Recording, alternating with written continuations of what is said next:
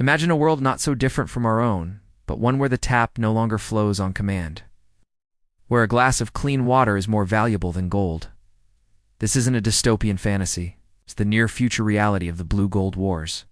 As climate change tightened its grip, once mighty rivers shriveled into dusty canyons, and entire nations faced the terrifying prospect of dying of thirst. The year is 2077.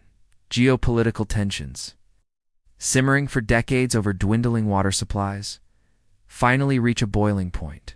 The great aridification has turned continents into wastelands. The flashpoint. The Serafina River, a lifeline for three rival nations. The upstream nation, facing its own catastrophic drought, makes a desperate choice. They build the colossal Titan Dam, effectively blockading the river and cutting off the water supply to millions downstream. For the downstream nations, it's an act of war. Diplomacy fails. Sanctions are ignored. The first shots are fired not with bullets but with bites. Cyber attacks target the dam's control systems. While downstream nations launch a desperate ground assault to reclaim their water source, the conflict escalates, pulling in global powers who have their own stakes in the world's most precious resource. This is no longer a regional skirmish. It's the first global war for water. The battlefield is unlike any in history. Drones equipped with atmospheric water harvesters patrol the skies, literally sucking moisture from the air.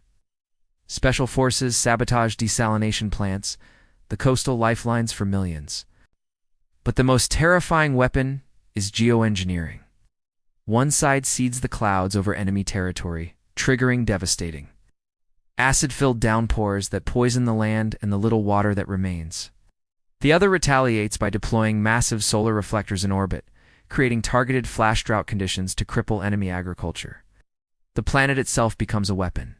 The war rages for 7 brutal years. Cities that once thrived are now ghost towns. Their populations either displaced or perished. The global economy has collapsed. The very technologies designed to save humanity are now being used to destroy it. A grim realization dawns upon the warring factions: there will be no victor. Pushing the planet further to the brink means mutual annihilation. The war isn't about controlling water anymore.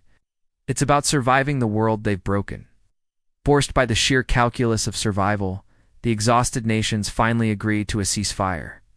At a historic summit held deep within a subterranean aquifer, a place symbolic of their shared need, they draft the Aquifer Accords. This landmark treaty redefines water not as a national commodity to be hoarded, but as a shared global heritage, a fundamental human right. It establishes an international body to manage the world's major river systems and aquifers. It's mandating cooperation and equitable distribution. Advanced technologies once used for war are repurposed for global restoration reforesting, wastelands and purifying poisoned oceans. The blue-gold wars serve as a dark chapter in human history, a stark reminder of how close we came to self-destruction. The peace is fragile, built on the ashes of conflict and the shared memory of thirst. The Aquifer Accords represent a new hope, a commitment that the silent, life-giving flow of water will unite us, never again tear us apart. This story is a speculative future, but its warning is for today. It challenges us to ask, what is the true value of the water we so often take for granted? Thank you for watching. If this story made you think, please consider liking the video and subscribing for more explorations into the futures that could be. Stay curious and stay hydrated.